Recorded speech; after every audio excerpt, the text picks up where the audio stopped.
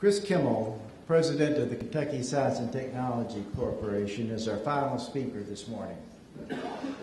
Needless to say, Kris needs no introduction to most of you.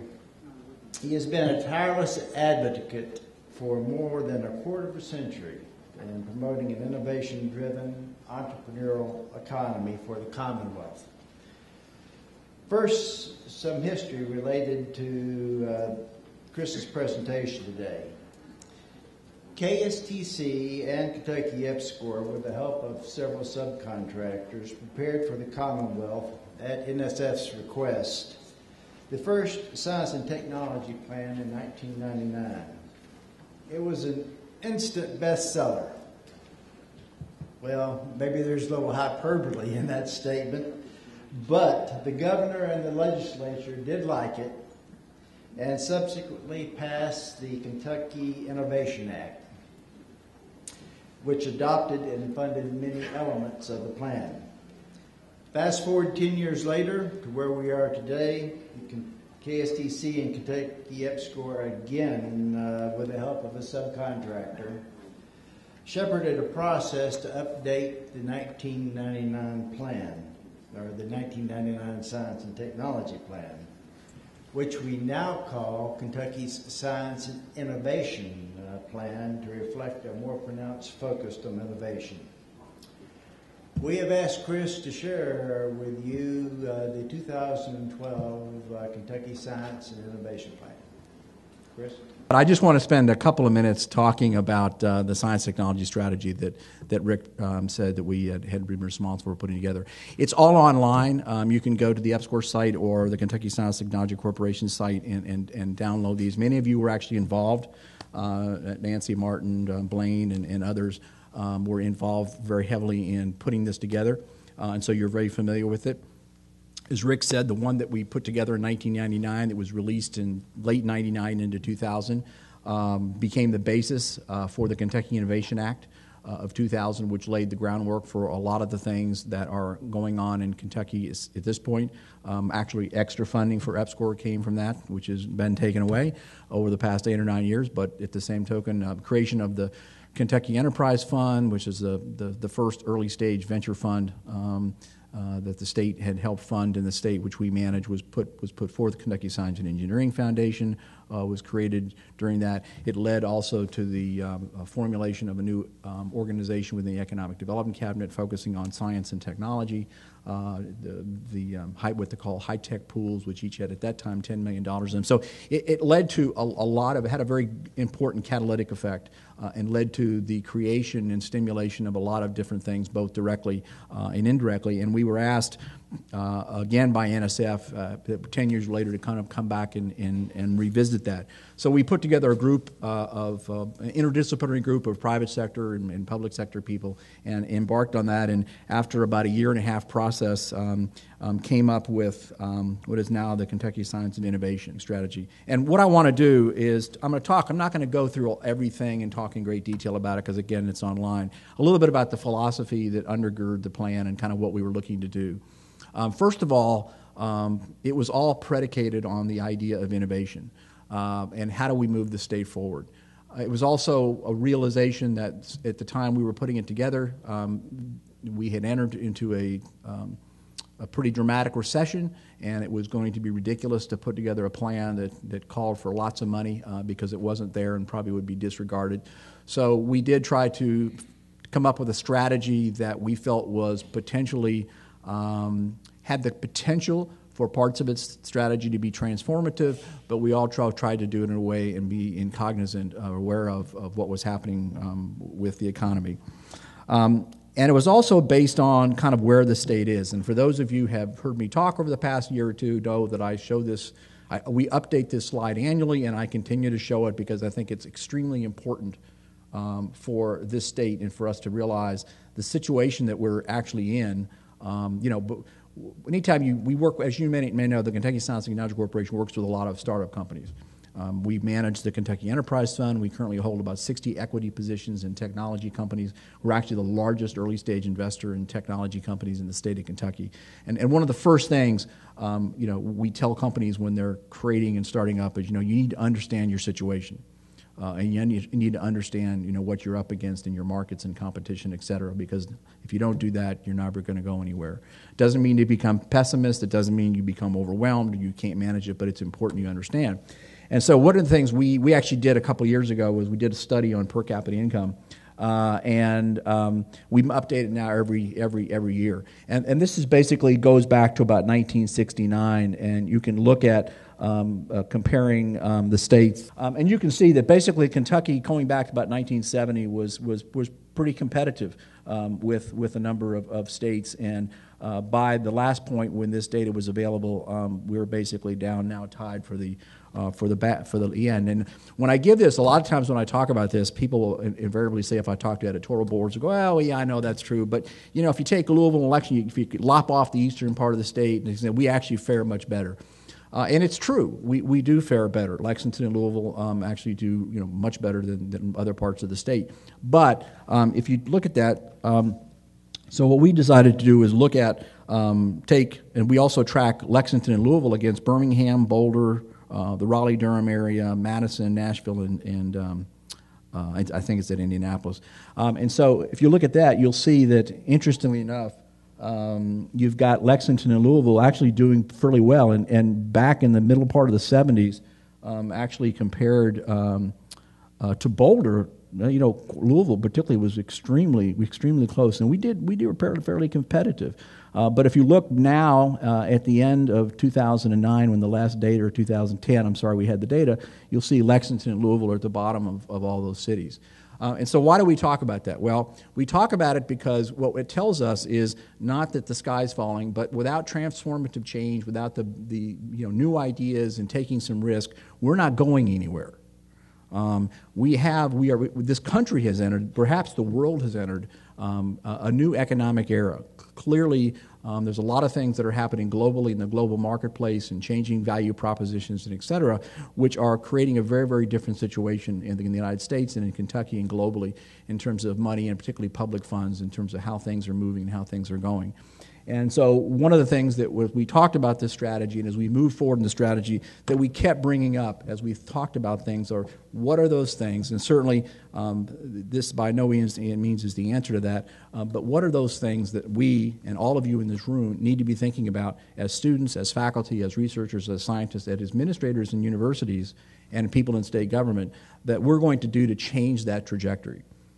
Because changes at the margin are not going to work.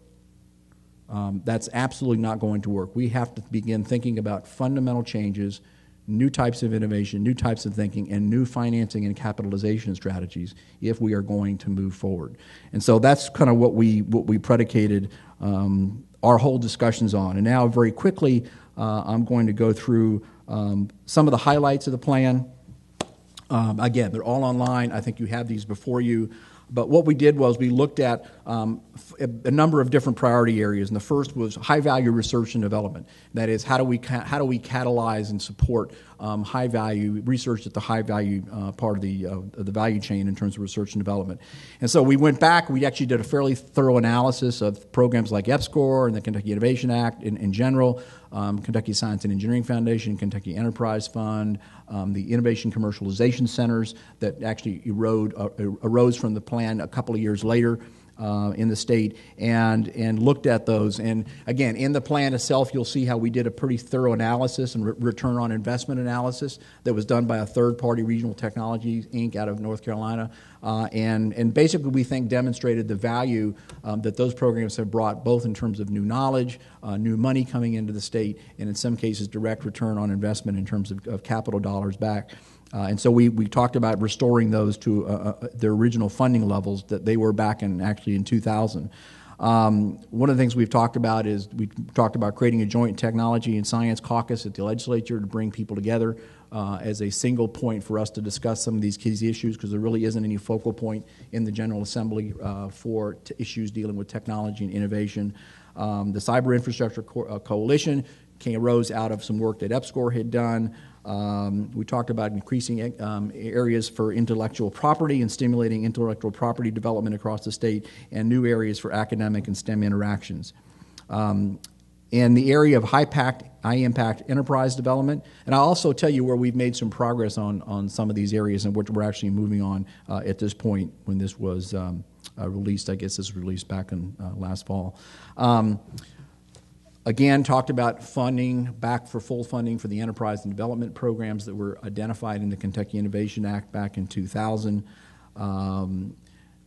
Developing a risk capital strategy, which we've actually begun to look at an overarching strategy for capitalization and risk capital from private sector investors, and looking at different kinds of incentives and incentive programs and tax incentives and other kinds of stimulus that may or may not work, but it's what we ought to understand that would help galvanize private support and help to move more money from the private marketplace into some of these activities. Mass customization was another area we looked at. Actually, we are doing, Kentucky Science and Technology Corporation is actually partnered with Idea Festival, and we're actually doing quite a bit of work now in the whole design-centered innovation and manufacturing area. We did a pretty significant, we did a workshop back with GE back in a couple of months ago, and actually from that there's about 4 other workshops that are now being planned that we're working on, as well as some other deliverables in this whole area of design-centered thinking and innovation.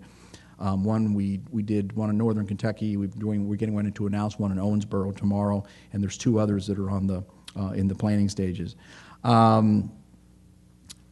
Looking at entrepreneurial education, that's another thing that we've looked at, and also the idea of creating a student capital fund. And actually, that is about to be announced very soon. We will be announcing the creation of a venture capital fund specifically for college students. It will be, just so you know, it will not be a grant program. It will actually be an equity program, and the reason for that is we felt it was as important for students who are successful to not only receive from seed money, but also to have to go through the process of actually negotiating an equity position in their company. One of the things that we try to do at Kentucky Science Technology Corporation, I know many of you do as well, like Nucleus and others, and reflected in this plan, was understanding the education effort that really needs to go on in terms of working with companies. So we are spending actually quite a bit more time working with our portfolio companies and companies who we may fund, in helping them really understand things like market fit and business development strategies and capitalization and all of those various kinds of things. So we felt it was very, very important to make that as a component of this. So very, very shortly, we will be announcing the creation of this fund, and probably within the next 6 weeks, it will begin accepting proposals from college students who have either individually or in teams have new innovation-driven companies, and hopefully funding some of those companies.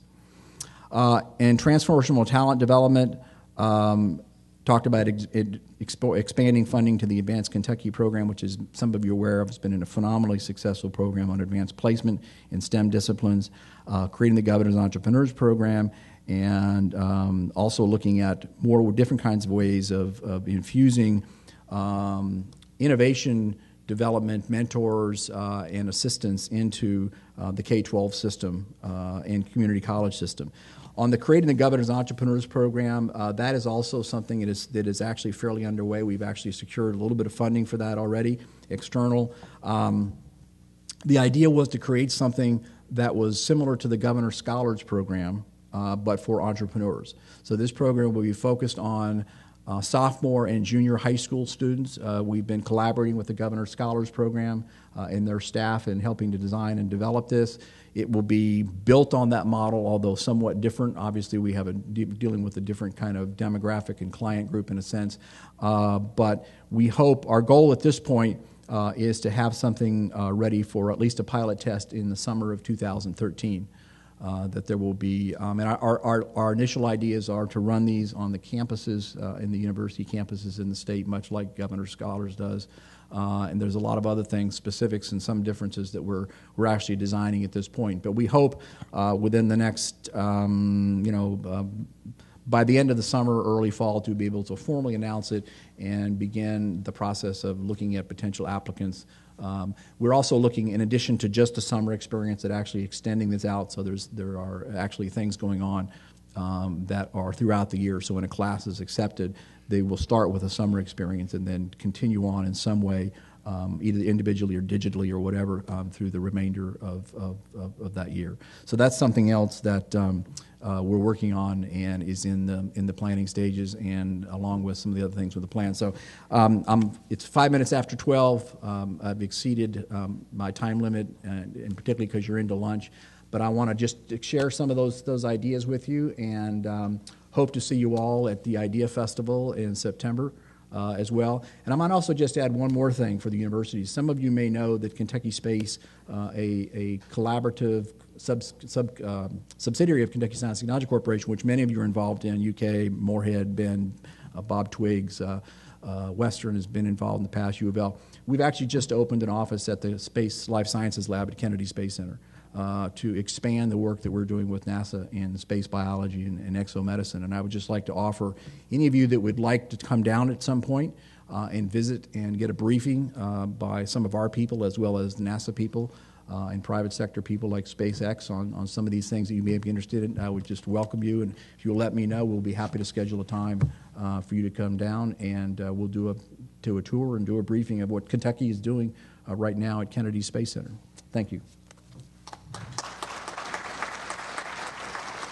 Governor's entrepreneurial program sounds really interesting. Will they have some incentives like the Governor's Scholar Program to keep the kids, to encourage the kids to go to universities in Kentucky? That's one of the things we're looking at right now. It is in the design phase, and we actually have a group that's been put together, and that's one of the things is what kind of incentives might we be able to include. Of course, one of the big things we want to do is encourage people to start companies in Kentucky. And I'm a huge believer in collective intelligence, and I think that one of the big challenges we face in Kentucky is that we're not taking enough advantage of the creative talent that exists here. We have to create more opportunities for not just hundreds but thousands of people, including students, to be doing and thinking about the things we're all talking about at the EPSCoR conference. So incentives for the universities is one, certainly incentives to create, to push innovation and to create opportunities for those students to actually take the risk and take the step of creating a company is something we're looking at as well.